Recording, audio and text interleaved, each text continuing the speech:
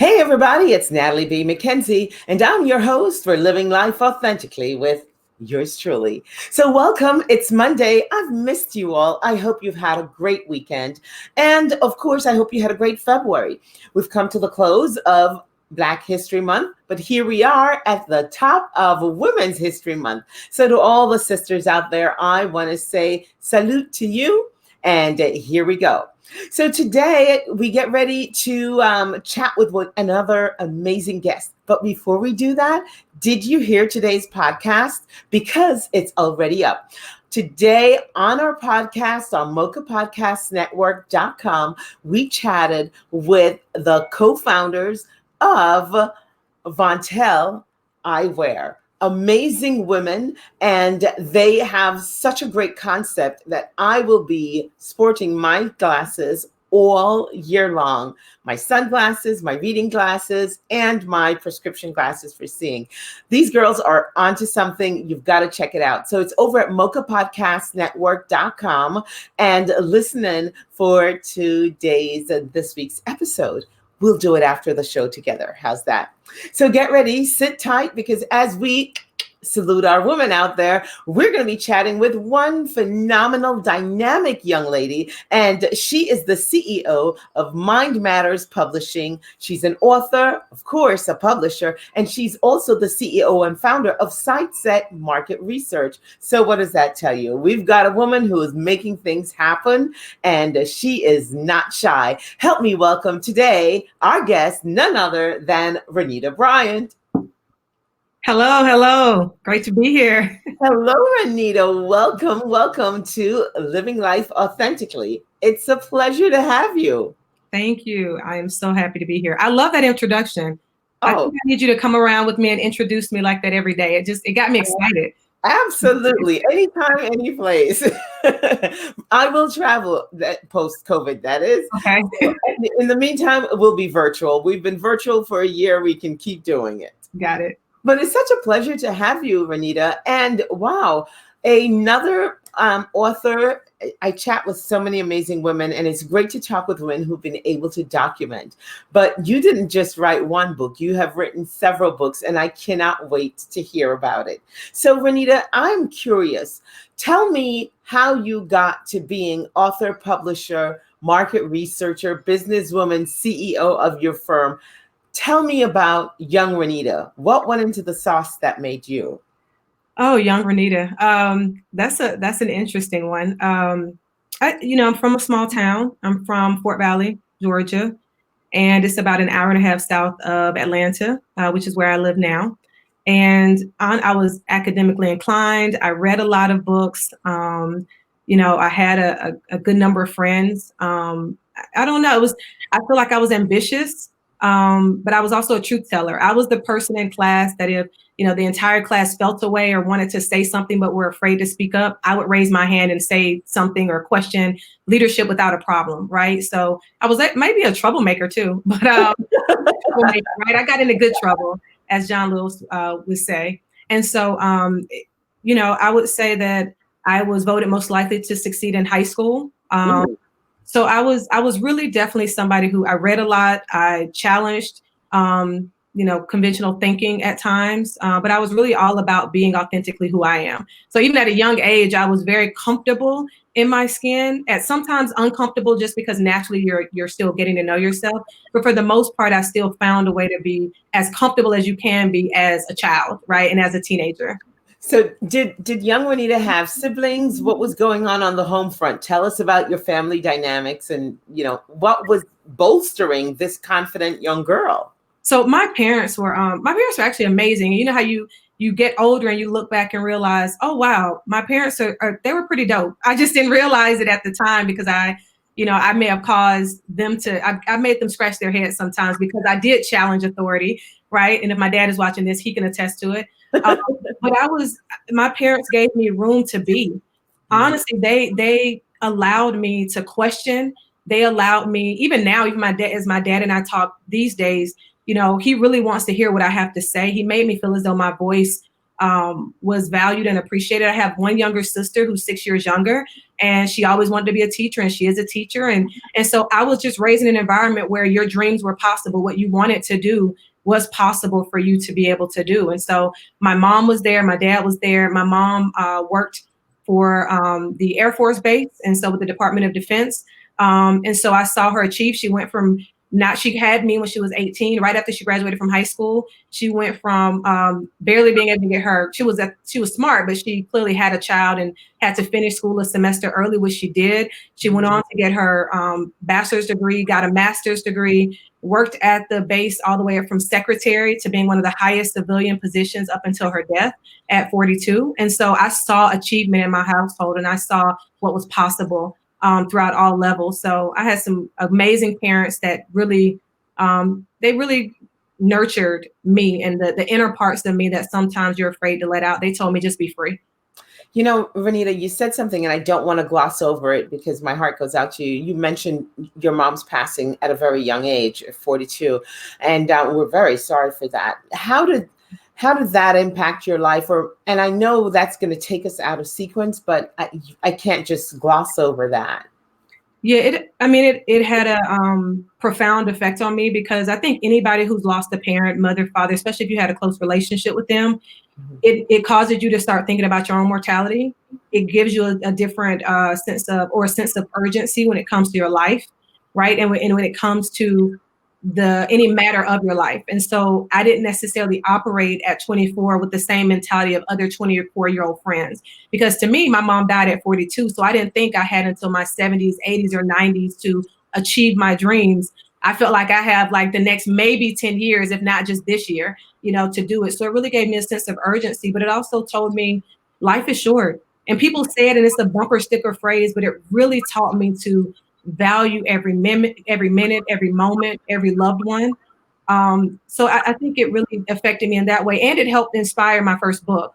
So writing kind of was cathartic for me in terms of writing my first novel, which was, it's called Yesterday Morning, but it helped me start putting pen to paper in terms of getting out some of the emotions that I was experiencing and some of the confusion and concerns that I had about getting older myself, and what it would feel like to be, to realize that at 42, my life was about to be over. Wow. And so how old were you at the time that you lost your mom? I was 24. I had just graduated from college. And so that really it's jarring. I lost my dad, and I was 19, and then I lost my mom. I was 30 years old. So I get, then you really start looking at your mortality. But here you are getting on the precipice of starting your life, and your mom's life ends. And so you write this book, and I want to talk a little bit about that book, but let's get back to, if you don't mind, a little bit more about you as a student and going through high school as this high achieving student, and the choices you made thereafter. So it was interesting in school, and I even in preparation for this interview, I thought a little bit about my high school days, right?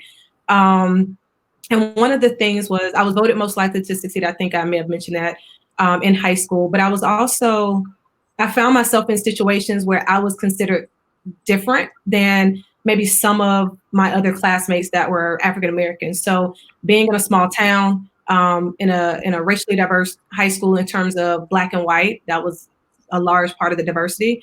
I found myself in AP classes or advanced classes, but I would have students, tell me that I wasn't necessarily what they would feel like was typical of an African American student, right? When we have debates or conversations. So I think it caused me to challenge the status quo. It caused me to challenge people's thinking.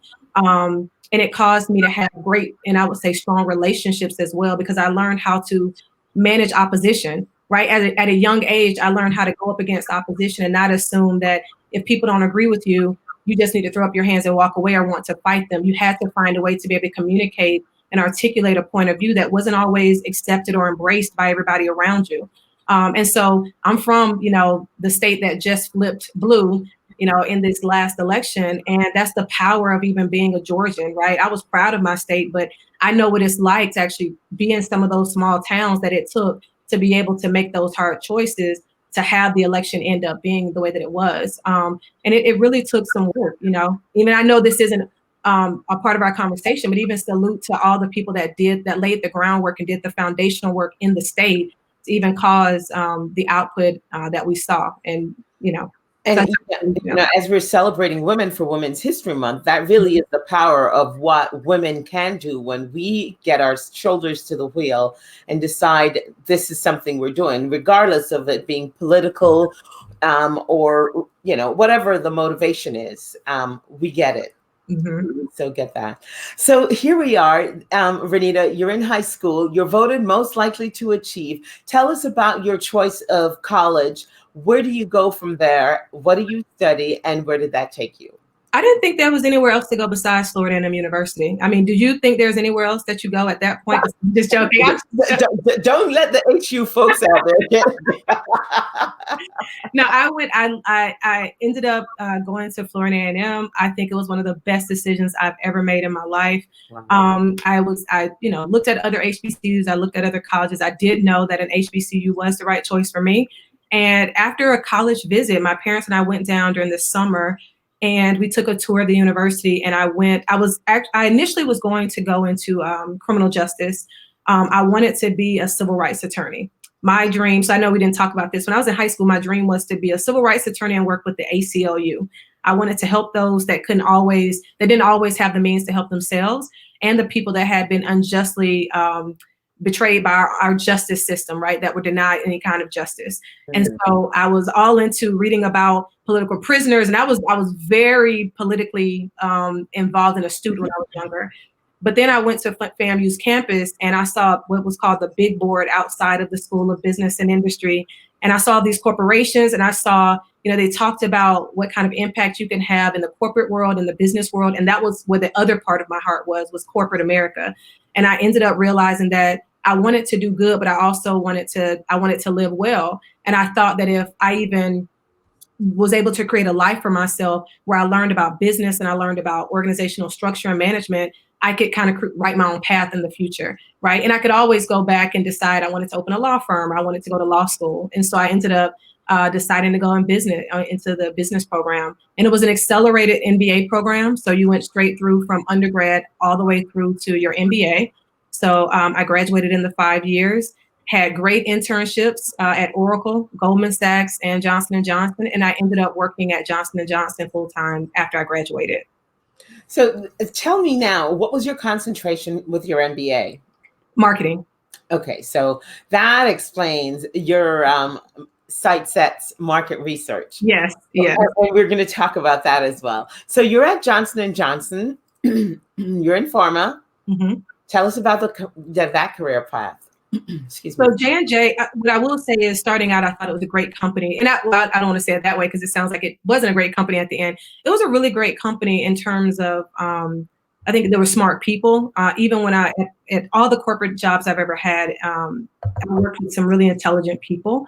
And so one of the things I will say, though, when I think about Renita and the evolution, and I spoke about this to about 500 or 600 students at FAM in the fall, I lost my voice a little bit when I went into pharma, when I went into corporate America. I lost standing up for myself. I lost being able to speak to who I was. So there was this event that they had, and it was a team building. If you'll, give me a little bit of room to tell you. Right. There was a team building event, and they wanted us to play a game, right, to bring people together. We were going to have an offsite. And so I was on the committee, the planning committee. There were a couple of other people. And one of the recommendations was, let's all bring in our baby pictures. And so we can share our baby picture, put on the screen and see if people can guess. And you kind of win points and you win a prize. Well, I was the only Black person out of about a team of about 30 people, right? And so in my mind, I'm thinking, does anybody else realize that my baby picture will take 2 seconds to guess? And it just doesn't become fun for me. And I think that's what we do. When we think about what it looks like to have diverse and equitable and, equal spaces, we really need to give thought to how do we make sure that everybody in this environment has a positive experience. If you're going to team build, let's make sure we're actually building the team based on the people that exist in the team, right? I want to have fun too. I want them to try to guess my picture, but my team doesn't, everybody else on my team doesn't look like me. But what I didn't do was And so easily overlooked. and it's easy. It was easy. And even I'm like, how am I over? I'm the only one that looks like me. Like I should stand out. You should notice me. But it was one of those things where I was early in my career and I didn't put two and two together as clearly. And so yeah, I started speaking up for myself more and more after situations like that. Good for you. There's nothing against the company, but in terms of the cultures that exist in corporations, I had a lot of experiences like that and having to challenge the system more and more over time to say this is unacceptable. And that's very clear because your dad's on screen telling us that's his baby. Oh my goodness. I love that. So he's happy to see you using your voice. So, you did a good job, Dad. So Renita, excuse me. Tell me about your decision making at Johnson & Johnson. How long did you stay there? And how was that experience shaping your career and bringing us to who you are today?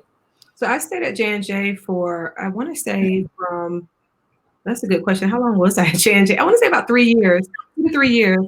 And then I went on to Procter & Gamble. And a big part of it was, I joke about this all the time. I say I'm okay with charging people a premium price for detergent, but I wasn't as comfortable with a life-saving drug. So pharma wasn't the path for me long-term, but no shade to anyone who chooses to go down the pharma route. I think it's also respectable. I think pharmaceutical companies are stepping up right now in the wake of COVID-19. So I definitely Johnson & Johnson with the latest approval over the weekend. So I definitely, respect people that are in that field. But for me, in terms of what I wanted to do with my life, it was just going down a different path. I wanted to start getting more close connection to consumers and the people who were buying products, the people who were spending the money, the people who were making the decisions. And I also wanted to have more influence. I felt like in a lot of conversations, Black voices were being left out of they weren't in the room, right? And it's not necessarily that team members weren't sitting at the table always that were Black, but I felt like Black consumers weren't in the conversations and weren't considered. They were always considered an afterthought. And so when I went, and I saw that even when I was on the consumer side, into the conversations at P&G, but I think we did a lot of work to kind of make that not be the case over time. And so your time at Procter & Gamble really influenced your whole, the trajectory of your career as you moved on, because I see now that you are the founder and the CEO of SiteSets Market Research, along with your publishing company.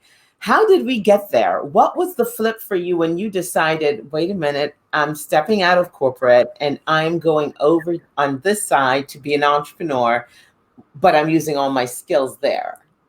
So for me, it actually happened with SiteSet first. So Mind Matters came along after my mental decision to leave with SiteSet. It was because I was participating in some research. I won't say which brands, but I was participating in research where we were doing what we would call always on testing, right? We were talking to people in churches and in schools and trying to understand their point of view. And as I went to more and more of the locations that the market research companies had set up, we didn't have any Black people. Again, most of my experiences are from me recognizing that either I was the only one in the room and wondering why was I the only one in the room and at the table, or realizing that it was my responsibility to try to make sure that consumer voices and Black voices were being heard and amplified.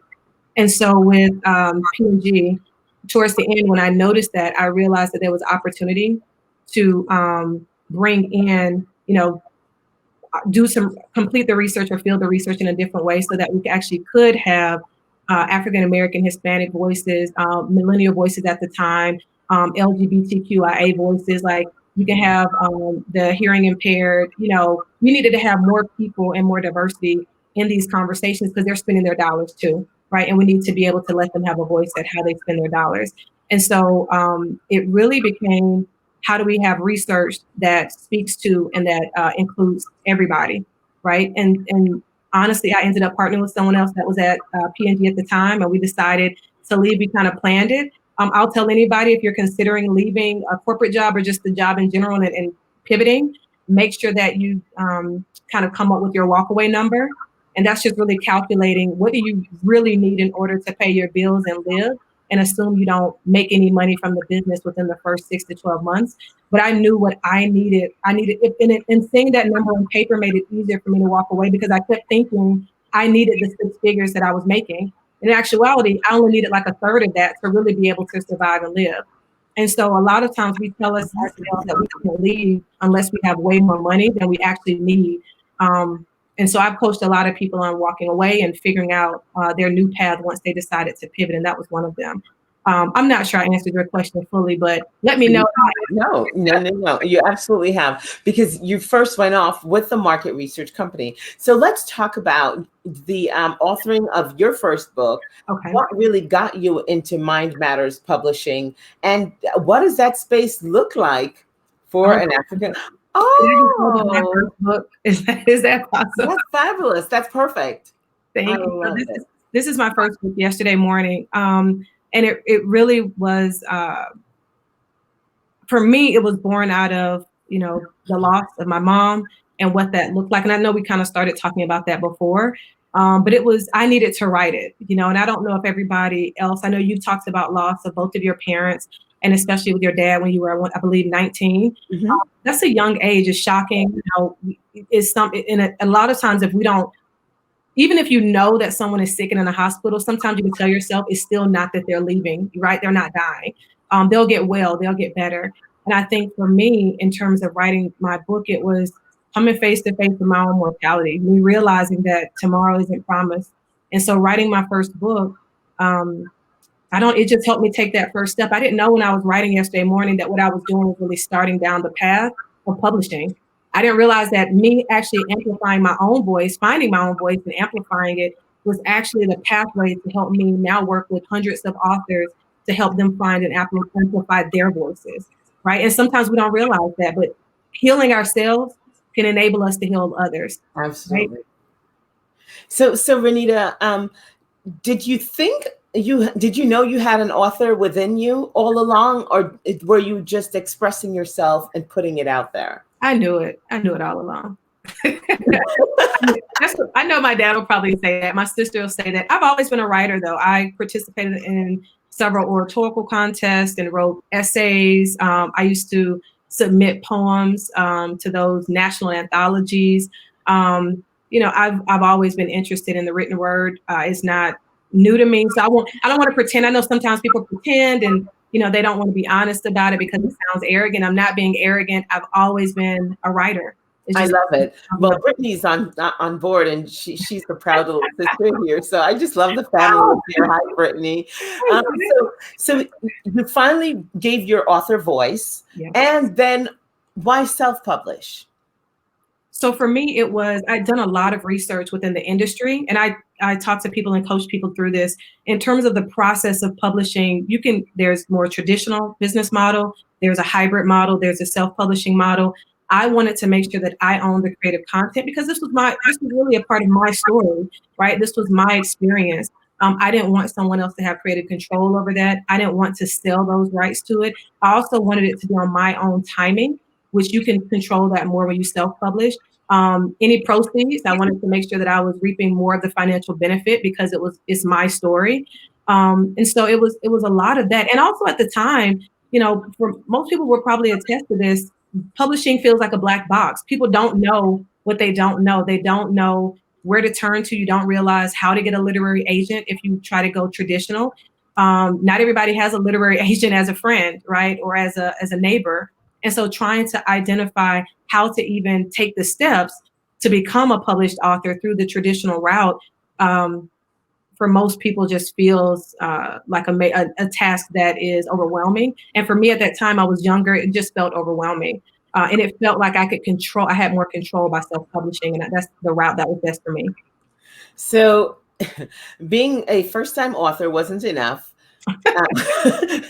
Being the underachiever you are, you then go off and you start your own publishing company. And here you are, you're an entrepreneur, you're a freshly minted entrepreneur. You've got your research company going, market research company, and now you've started your own publishing firm. Talk with me about where you have come since then, because if I'm not mistaken, I've chatted with a few people who launched their books, and you published their book. And one of them is Deandra Salter, Culture of Money. We just talked with him a few weeks ago. So tell us about where you have come from since then. And can you count how many books you've published since then, or you've lost track? No, we keep a tracker, but thank you for that as well. I saw Deandra Salter's interview on your show as well a few weeks ago. It was a great interview. And he, I love his know more, do more, earn, pass down more strategy as well for the culture of money. Anybody that hasn't read it definitely should read it. Publishers are always promoting too. We support. And so for me, honestly, at this path, it's just been going from the one or two books that, I had my best friend ask me to publish her book and Bianca. And, that was really the catalyst to becoming a publisher, not just me publishing for myself and self-publishing, but working with actual clients. And then Michelle Thornton-G came along, who's now the new CEO of Ebony and Jet magazine. Congratulations, Michelle. And so we published 3 of her books, and Michelle just really opened the doors to introduce us to a lot of her network. And over time, we just built a lot of credibility just by being present, having great customer service and responsiveness, and producing a great product. And so, keeping in mind also readers. I'm a market researcher, so I know that the end consumer is who you have to think about as you're developing any kind of product or service. And now we're at the point of having over 200 books that we've published, having well over 120 authors under our belt, and more to come. And it's been great. And we've gone from, the last year we really started amplifying our children's books authors. And that's been great because now we're really having impact with younger generations. We published this book, Brown Like Me. We're publishing like my children's books, Rihanna's Can Do Adventures. We're publishing books, Science is Everywhere, Science is for Everyone, like books that are teaching them about who they are, how they can show up in the world, what kind of professions and careers exist for them. And I love it. I mean, I think that's one that surprised me the most is how much I enjoy the children's book publishing side of our business. But we've been growing, and we're actually getting into audiobooks. Some of our authors are already in audiobooks, and so we're trying to expand that, and also trying to work with some actor friends and producers to get into screenwriting and film.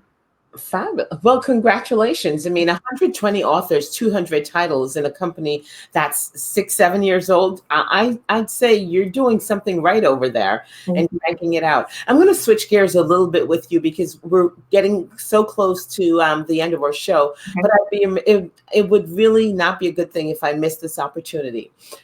It's, in my opinion, 2021. I see 2021 as the year of the woman. Here we are celebrating Women's History Month. And this is all happening at the end of 2020 when we got slapped with a pandemic, then with an economic turndown, and then America just about exploded with all the racial tension and all the protests and demand for equity. How has this impacted Renita? Renita the person, and then Renita the marketer, and Renita the publisher? So for Renita the publisher, it's definitely brought attention to the lack of diversity within the industry, which I was already aware of, but I think with all of that happening in the world, it made the industry more aware. More stories came out, and I was recently elected to be one of the new board directors for the Independent Book Publishers Association.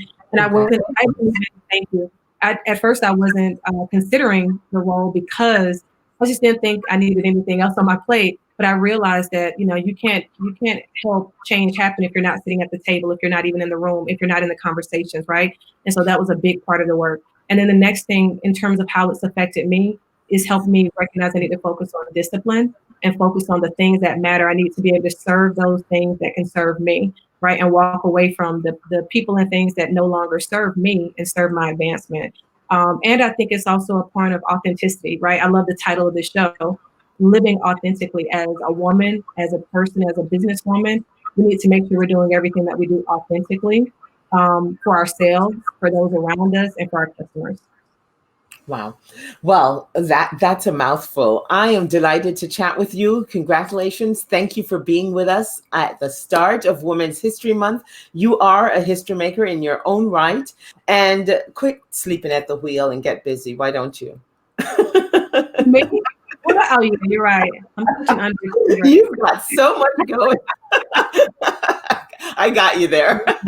She's Thank like you. me. But Renita, really wonderful work. And I hope to be working with you at some time in the near future. Oh yeah, I've already heard the pressure's on from some of the folks on your team. So you will be one of our authors. We'll talk soon. Congratulations again. Thank you so much. What's on the horizon? How can we stay in touch with you before you go? So you definitely can reach out to us at Mind Matters Publishing. That's MYND, mindmatterspublishing.com. You can book a clarity call with us at any point in time. You can always follow us on our social media, Mind Matters Publishing on Facebook, Mind_Matters_Pub on Twitter, and then Mind Matters Publishing on IG. So definitely follow us, join the conversation, watch some of our unboxing videos, listen to our authors. We're always interested in having new members of our publishing family.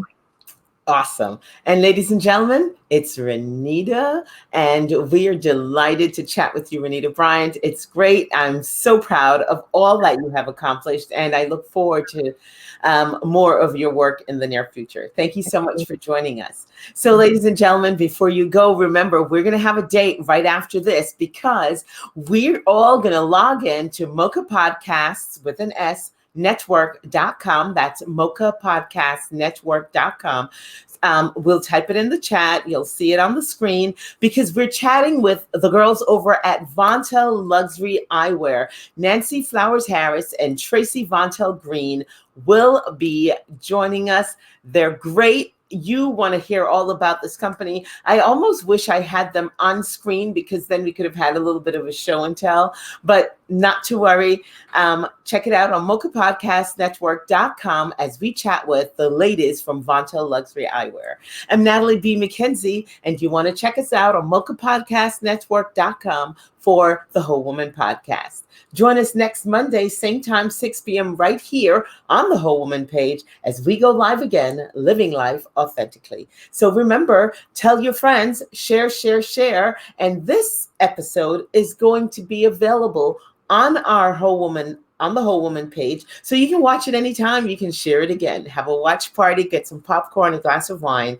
I am happy and delighted. It's International Women's History Month. So remember to celebrate the women in your life. We appreciate you and we thank you. I'm Natalie B. McKenzie, and I wish you enough life to live, enough joy to give, enough love to share. Good night.